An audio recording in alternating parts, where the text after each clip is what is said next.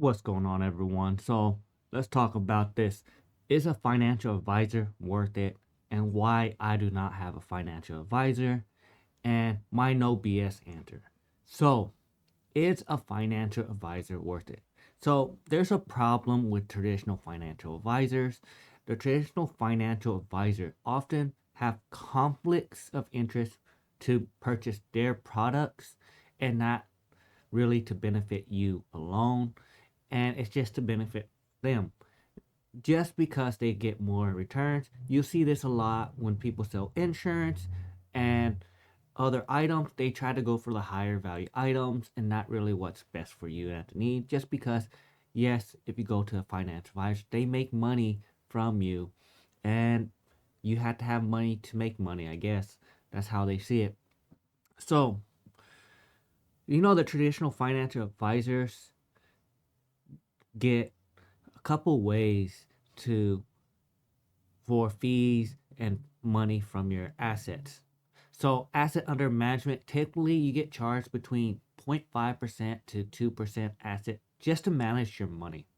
Or they'll charge you an hourly consultant fee. So your hourly consultant fee is between $200 to $400 per hour. And your one-time service fee is flat fees between $1,000 to $3,000. Or they do a commission fee where they charge you 3% to 6% what the product they sold. And they do an hourly fee, and typically between $120 to $300 per hour. So you see that all these fees is one of the main reasons why I do not do a financial advisor, because I do not want to be charged to have my account whenever I can just do my own due diligence and pick similar stocks that they would have. So the issue with all those fees is fees can be very high and arbitrary, making it hard to understand what you're paying for. So, a fixed percentage fee for a human advisor is about 1.05%. An annual retainer fee, on average, is about $4,484. Hourly rate is normally around $268. And if you want to pay for a per plan fee, you're going to be paying about $2,554 or a monthly subscription fee of $215. Now, the advice may not be tailored towards you because they're not a lot of advisors aren't trained for individual, and they just do a general advising. So you might not get the tailored need you tailor financial advice that you need. So those are some of the reasons why I don't go with financial advisors. And it's very simple. Is If you think about it, you're gonna be paying for someone to manage your money, and it could cost you a lot of money. And if they do good that year, great. If they do bad, they still take the fee. It's not like if they lose money, they don't get paid. They get paid every year no matter what. And this is part of their management fees, which I do not like. This is one of the reasons why I do not use financial advisors. Now, with the rise of DIY and robo advisors, this is the reason why you should think about trying to do it yourself, because a robo advisor and a bunch of videos online do DIY finances. So you can learn a lot about finance, and it will be a lot cheaper. There's online platform tools that offer accessibility, low cost finance advice. If you can lower this, you can end up with more money in your account, and this is one of the main reasons why. So, robo advisor leverage algorithms and automates the providing personal investment strategy. So, robo advisor can look at how you want to set it up and automatic set it up for way cheaper than a person can do. And if I didn't want to spend time and effort, I would recommend doing a robo advisor because it is cheaper and you can get more bang for your buck, just because you do not have to pay 3%, 2% to someone every year. Now, the fees for a robo advisor is cheaper, and this is will able to make you more money in the long run. Now, while DIY offer a very flexible, it requires a lot of self discipline and financial literacy. So if you do not want to spend the time to learn about finance, learn about stocks, or how to invest your money, you will need to go to a financial advisor. This video is for people who wants to take the effort to learn about finance and save themselves some money. Because who doesn't want to save themselves thousands and thousands of dollars whenever you start investing? Now, let's talk about when a financial advisor might be right for you. So, complex financial situations such as inheritance, business ownership, or require specialized guidance. So, if you need a financial advisor because you have a huge inheritance, or you need to plan it out, or you need to deal with the business side, you need a financial advisor to try to straighten out because there's a lot of legal things you need to understand. Or if you just have a complex financial situation and you need help with it. So if you need a financial advisor to get out of those situations, I recommend using them. Now, you also may need them for specific financial goals like retirement or estate plans. Yes, you can use them for estate planning and retirement. Now, this is up to you. If you don't want to do the research, I would recommend using a financial advisor. You prefer a hands on approach with a regular check in instead of personal advice, you can get a financial advisor. You can just check in, say, how's it going? What are these stocks are doing? What do you recommend? And they can give you personal advice. They do look at stocks and other investment avenues all day, so they'll know what's going on as compared to a average person that doesn't really look at the stock market. So if you don't want to pay attention to the stock market every day, I do recommend using a financial advisor because not everyone can do it solo and you might lose money. Now, my no BS answer, the importance of transparency and alignment. So, to find a proper advisors, you have to find them to act in your best interest and not theirs. There's a lot of financial advisors that will try to sell you insurance, that try to sell you everything else, but it doesn't line up with your goals. So you really have to find one that matches you. And you have to discuss to ensure that they're transparent with you in line with their service that they are providing. Now, the truth is, there's a lot of fees, and you might have to pay 1% fee for them to affect it and manage your portfolio.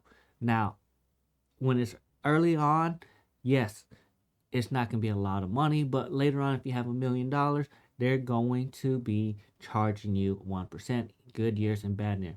Now, it sounds harmless, but the reality is 1% is pretty high fee will act on majority drag your returns down. So I'll give you an example. So let's say you have $1.8 million and you're reasonably happy. Now you have to miss out on about $360,000 in fees that you earn over the lifetime of your working career. So you lost out about $360,000 due to that 1% fee. This is a real life um, average, and people who do save that much, think if you had 2.1 million instead of 1.8 million, it makes a big difference because you had to pay $360,000 in fees.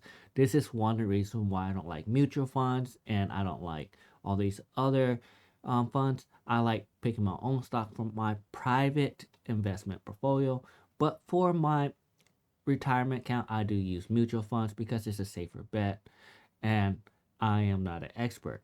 So for me personally, I have two separate ones. I don't go all in on one or other, but I don't use financial advisor. So it saves me some money on that aspect.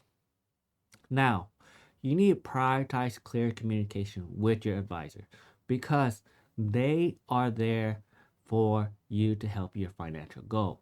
Now, if their goals don't line up with you, you will have to figure out what's best and maybe move to another financial advisor.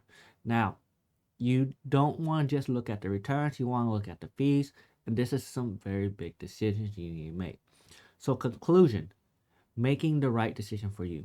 You need to evaluate your situation and go determine if financial advisor is necessary.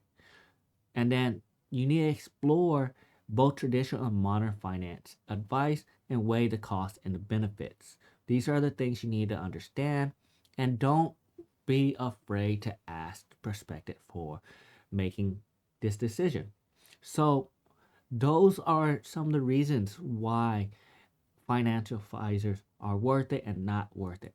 But the main reason why, my personal belief, why I do not use a financial advisor, it is because the fees will slow down your earnings and your investment. If you can just read stocks portfolio, you can save yourself more money and end up with a higher return on your portfolio. I do get a pretty good high portfolio or high return, but I do also copy these other people that have mutual funds, have um, dividends investment. So I do pay attention to those on the day to day. So I know what to invest in, and hopefully they give me a good return. Now, the trick I use is I do go to a mutual fund that I want to have, see what's the top holdings they have, and I do copy what they hold. And it's a little more painful to do, but you know what? If you just copy someone and copy the portfolio and you don't pay the fees, you will earn at least 0.5 or 1% more, counting on the fees that they charge. So if you're earning the same amount and you just pay attention what this mutual fund is doing, if they get rid of something or they purchase something, you can copy the same thing and get about a little better return every year. And this is due to not paying the fees. Now, like I said, I don't pay a financial advisor just because of one, their education level might not be as good as my financial education level. I have been into a financial advisor's office and I started talking to them, and they just graduate and they really doesn't know anything about finance. They just know what the textbooks say, and it makes me concerned because I'm supposed to come into you, but I spent more time studying and research about finance. So that's the number one reason why I don't go to them. And number two, if they get a better return on investment than I do, awesome.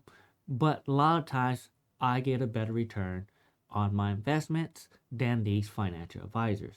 So, yes, this I get a better return just because I pay attention to the market better, I understand it, and I'm not some new graduate or someone who just say that they're a financial advisor.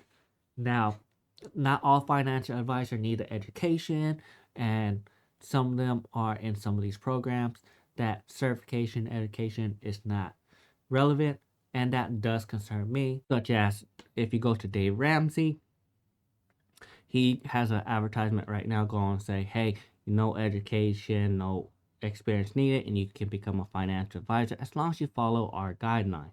Now, I don't like that because everyone's financial situation is different, and I recommend you talk to a CPA, someone who knows a lot about finance, laws, taxes, and everything else like that, because a financial advisor needs to know more than just what a book says, because there's laws and regulations you want to know that you want to avoid paying also. And number three, I don't want to pay fees. So why would I want to pay fees whenever I don't have to? So if I don't have to pay fees, I get a better return. I spoke about it earlier in this video. So yes, I don't want to pay fees. So those are my three reasons why I personally don't use a financial advisor. And please like and subscribe to my video and stay tuned for another one.